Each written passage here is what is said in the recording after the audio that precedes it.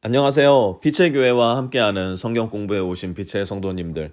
오늘도 함께 말씀 공부하러 이 자리에 모이신 모든 여러분들 진심으로 환영합니다. 우리 기도하고 말씀 공부 함께 시작하겠습니다. 하나님 아버지, 오늘도 이 말씀 속에서 우리를 향해 그 마음과 생각과 뜻을 열어 보여주시는 우리의 하나님, 우리의 아버지를 뵐 수 있게 하여 주십시오. 그 말씀에 겸손하게 순종하여서 내 삶에서도 하늘의 뜻이 이루어지게 하여 주십시오. 예수님의 이름으로 기도합니다. 아멘. 오늘은 어제 말씀에 이어서 누가복음 2장 15절에서 20절까지 말씀 우리 함께 공부할 텐데요.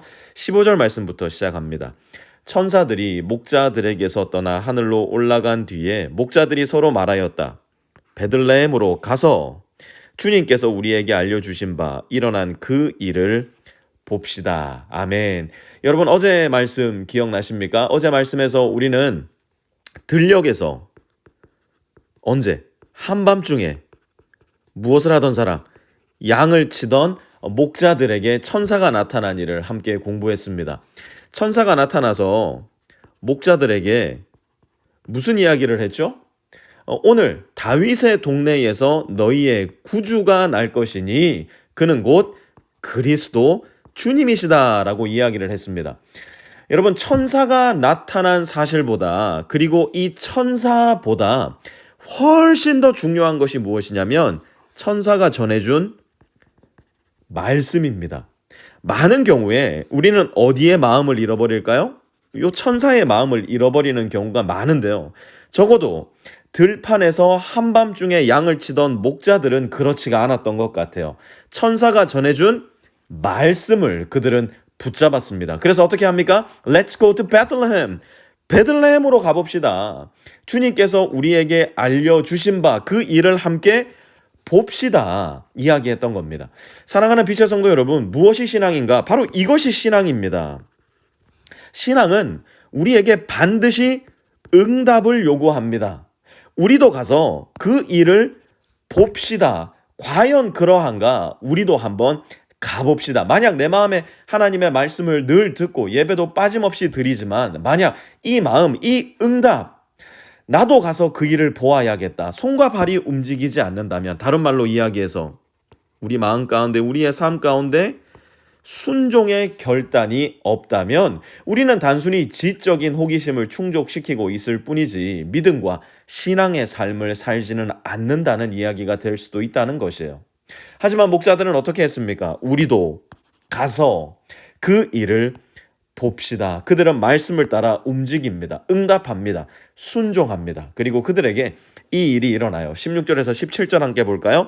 그리고 그들은 급히 달려가서 마리아와 요셉과 구유에 누워있는 아기를 찾아냈다. 그들은 이것을 보고 나서 이 아기에 관하여 자기들이 들은 말을 사람들에게 알려주었다. 아멘. 그들은 그냥 간 것이 아니라 어떻게 갔다고요? 급히 달려갑니다. 구유에 누워있는 아기 예수님을 찾아냅니다. 그리고 그들은 그들이 천사들에게서 들었던 온 백성에게 큰 기쁨이 될 소식, 곧 복음을 알려주는 인류 역사상 첫 번째 예수의 증인들이 됩니다. 그런데 좀 이상한 일이 일어납니다. 18절 한번 보실까요? 이것을 들은 사람들은 모두 목자들이 그들에게 전해준 말을 어떻게 했다고요? 이상히 여겼다. 아니, 좋은 소식을 전해주었는데 왜 여기에 대한 반응을 이상하게 했을까요? 그것도 한두 명만 그런 게 아니라 이것을 들은 사람들, 사실상 그 자리에 있었던 거의 모든 사람들이 첫 번째 복음을 듣고 이상하다 여겼을까요? 여러분, 이게 복음의 본질이에요. 우리는 복음을 전하면 우리가 흔히 간증해서 듣는 것처럼 전부 다 기적이 일어나고 신기한 일들이 일어나고 모두가 아멘으로 화답할 거라고 생각하는 경향이 많이 있어요. 사실은 그래서 우리는 복음을 전하지 않아요.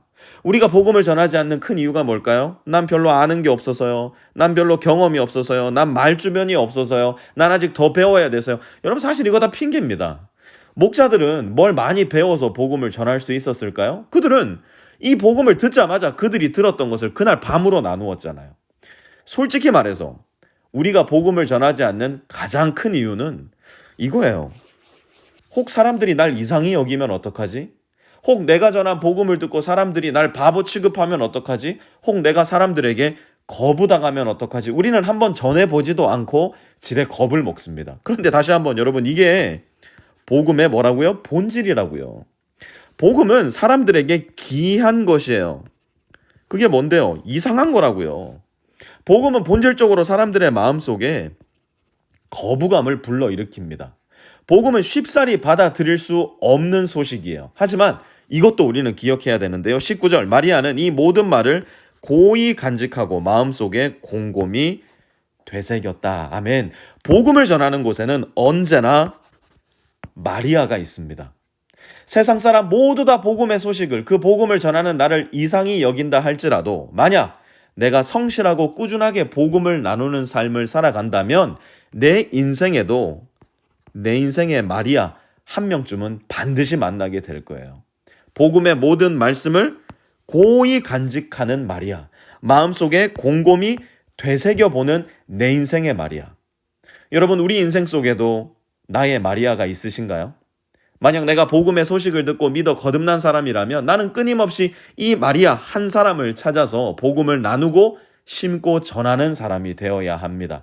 하나님은 언제 어디서나 누구에게나 마리아 한 사람을 준비해 두고 계시기 때문에 그래요. 20절도 이어서 한번 볼까요? 목자들은 자기들이 듣고 본 모든 일이 자기들에게 일러주신 그대로임을 알고 돌아가면서 하나님께 영광을 돌리며 그를 찬미하였다. 아멘.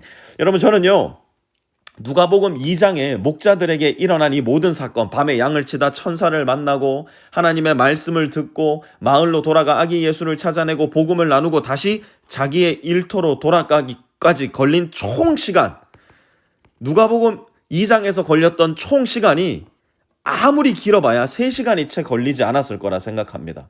왜 그런지 아세요? 목자들은 밤에 양을 치고 있었어요. 양은요, 목자가 없으면 겁에 질려서 이리저리 우왕좌왕하다가 지들끼리 절벽 같은데 다 떨어져 죽을 수도 있는 동물이에요. 목자들은 자기가 치고 있던 양이 한밤중에 깨기 전에, 그래서 자기들이 없어졌다는 사실을 알고 두려워하기 전에 재빨리 일터로 돌아가야 했을 겁니다. 과연 그들은 어떻게 합니까? 돌아갑니다.